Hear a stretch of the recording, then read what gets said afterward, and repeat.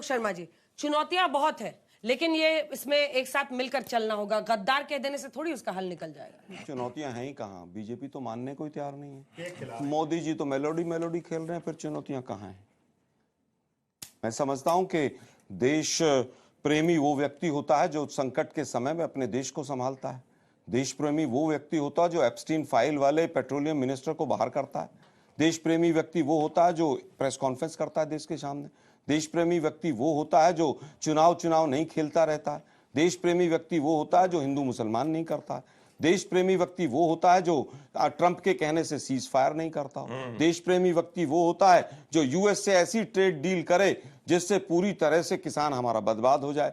देश प्रेमी व्यक्ति वो होता है जो नीट के पेपर लगातार 3 साल से आउट हो रहे हैं, एक शब्द मुंह से नहीं निकलता है, लेकिन मेलोडी खेल रहे हैं वो। मुझे लगता है कि देश प्रेम और देश भक्ति में क्या फर्क है बीजेपी वालों को पता ही नहीं है, क्योंकि पूरी लाइफ तो इनके संस्कार वही रहे हैं मुखबरी के, तो इनको देशभक्ति क्या होती है वो नहीं पता है। ये वही प्रधानमंत्री हैं जो जिनको जितने नेताओं को भ्रष्टाचारी बताते हैं उनको सबको मुख्यमंत्री मंत्री सब बना देते हैं, फिर इनकी देश प्रेम कहां चली जाती है? ट्रंप के कहने से रशिया से तेल खरीदना बंद कर देते हैं, ट्रंप के कहने से फिर शुरू कर देते हैं।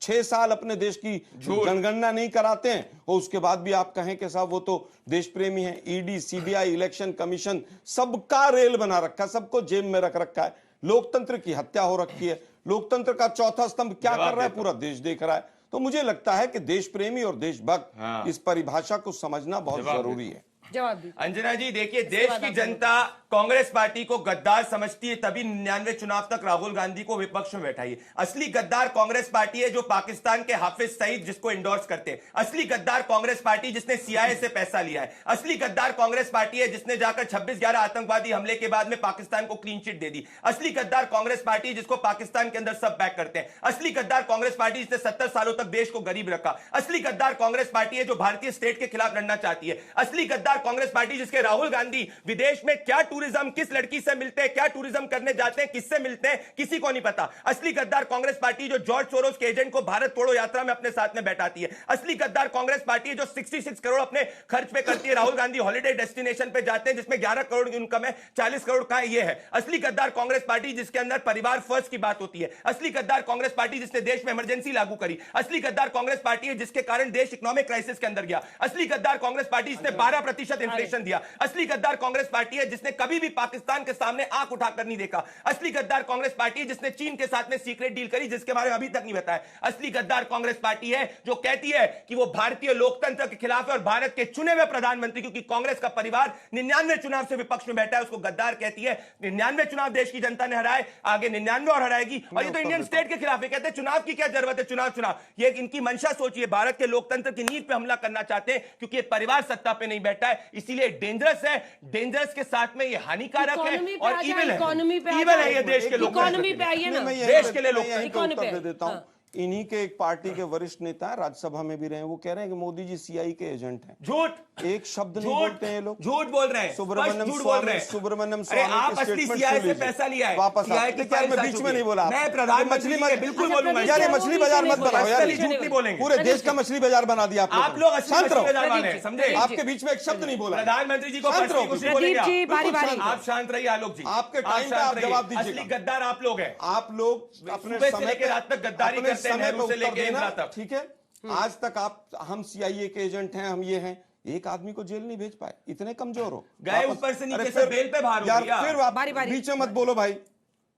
चौथे नंबर की अर्थव्यवस्था 2018 में बननी थी, बनी 24। उसके बाद 24 से भी वो अब 27 आते आते 26 आते आते चौथे नंबर से छठे पे पहुंच गई। उस पर बात नहीं करेंगे। एक्सपोर्ट चाइना से लगातार लगभग 9 गुना बढ़ गया। बैलेंस ऑफ पेमेंट लगातार घाटे में चल रहा है। हम देशद्रोही थे, हम गद्दार थे, हम 56 रुपए में पेट्रोल डीजल दे रहे थे, आज ये सैकड़ा पार करके जा रहा है। लेकिन मोदी जी हैं तो मुमकिन है। दुर्भाग्य यह है कि विदेश नीति को अपनी मित्र नीति बना दिया। विदेश नीति को इन्होंने पूरी तरह से अपनी छवि कैसे चमकाई जाए उस नीति पे कन्वर्ट कर दिया।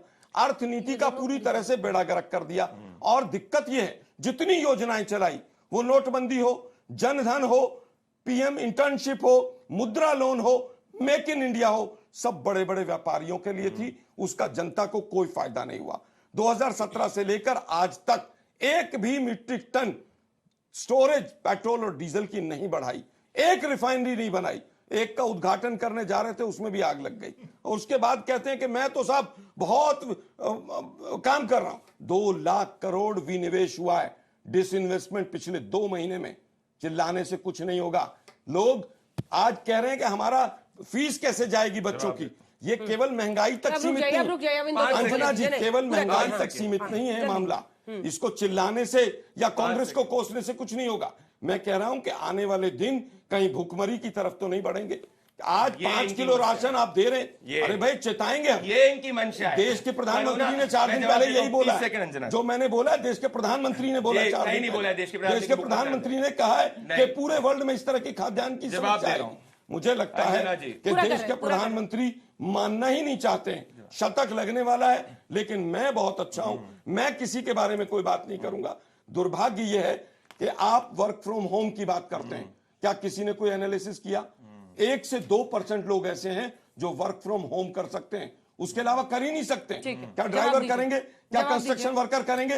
क्या एग्रीकल्चर फार्मर करेगा? मैं किसी की बात नहीं सुनूंगी। 1978 में सीए से पैसा लेने वाली एक गद्दार कांग्रेस, इकोनॉमी गद्दार कांग्रेस हमको 70 सालों में 70 सालों में अरे पकोड़े करने वाले भी बिलियनर्स बन जाते हैं। जाके पढ़ो, ये बीच में मत बोलो। देखिए अंग्रेजी में बताओ ना, एक व्यक्ति को बता दो कि जिसको अरे भैया सुनो, सबसे ज्यादा 50% लोग देश का 70 सालों में जब देश आजाद हुआ था, देश की अर्थव्यवस्था चाइना से ऊपर थी। नेहरू, इंदिरा, राजीव ने जाकर ऐसा बंटाधार कर दिया कि देश में 15% महंगाई कर दी। नेहरू, राजीव, इंदिरा, मनमोहन, सोनिया ने ऐसा बंटाधार कर दिया कि देश में 15% इन्फ्लेशन कर दिया। देश के लिए सबसे बड़ा खतरा इनको घबराहट है कि देश में नेपाल जैसे हालात क्यों नहीं हो रहे। ये चाहते हैं कि देश का आपका अहंकार आपको ऐसा ले डूबेगा। 99 चुनाव बनाए, देश की जनता आपको 199 चुनाव बनाएगी। अरे अच्छा हो गया, जलन क्यों हो रही है कि इटली के साथ स्ट्रेटेजी हो रही है? राहुल जाके जॉर्ज सोरोस करे, ये दिक्कत है। राहुल जॉर्ज सोरोस करे, दिक्कत ये है। आप भी खा लो एक मेलोडी, क्या पता आपका भला हो जाए। जलन पूरे देश आप भी खा लो एक मेलोडी, क्या पता आपका भला हो जाए। जलन तो इतना क्यों जलते हो? प्रधानमंत्री जी को 32 ग्लोबल ऑनर्स मिले, नेहरू, राजीव को 0 मिले, इसलिए दिक्कत है ना। जलन तो स्वाभाविक होगा, विपक्ष में बैठे हैं तो जलन होने दीजिए, कोई बात नहीं। देखिए आज भारतीय अर्थव्यवस्था के बारे में जो प्रश्न उठाया जा रहा है, अंजना जी, मैं तो बहुत ही शालीनता से अपनी बात रखता हूं और रखना भी चाहिए। जो प्रश्न सुन लीजिए,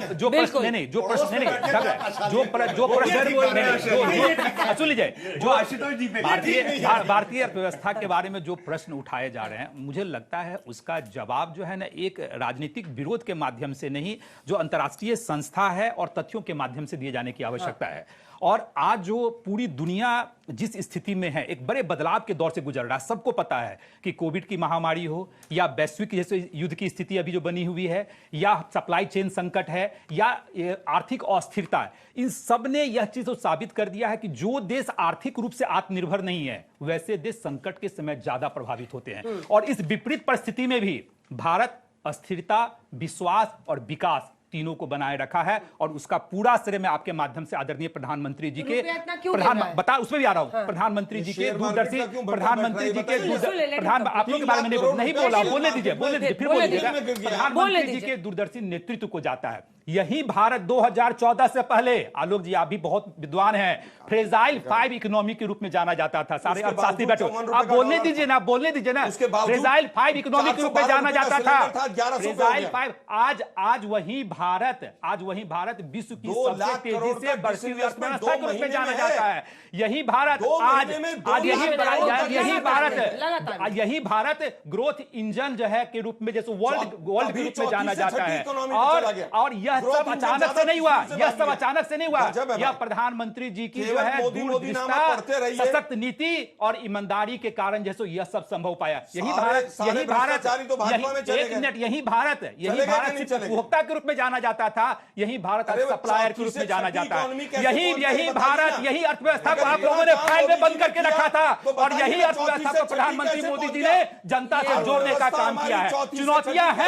चुनौतियां हैं, प्रधानमंत्री चुनौतियों को मानते हैं, लेकिन आपके तरफ प्रधानमंत्री जी चुनौती पे राजनीति नहीं करते हैं, चुनौती पे समाधान करने की कोशिश करते हैं। यही हम में और आप में अंतर है। आप चुनौतियों पे राजनीति करना चाहते हैं और प्रधानमंत्री जी चुनौती पे समाधान निकालने की कोशिश कर रहे हैं। और आज जान लीजिए, मैं तो विश्वास के साथ कहता हूं प्रधानमंत्री जी के नेतृत्व में पूरा देश जो है सो सेफ है। आप लोग विपक्ष में हैं, आप लोग अदरगल बातें करते रहिए।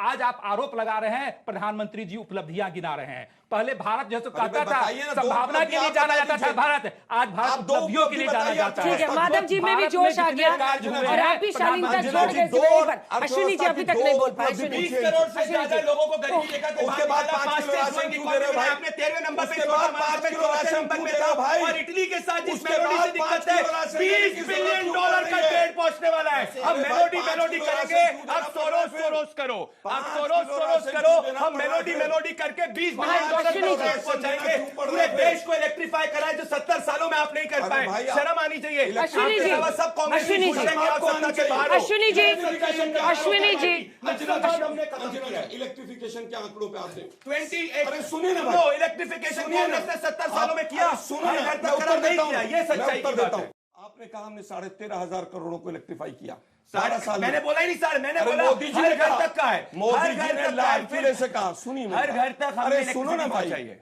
7 लाख गांव थे इसमें, हमने 12,500 गांव को 1 साल में दिया। झूठ। आप फिर झूठ। अरे 70 सालों में आपने जितने गांव को कैलकुलेट कर लो भाई। 11 साल में कैलकुलेट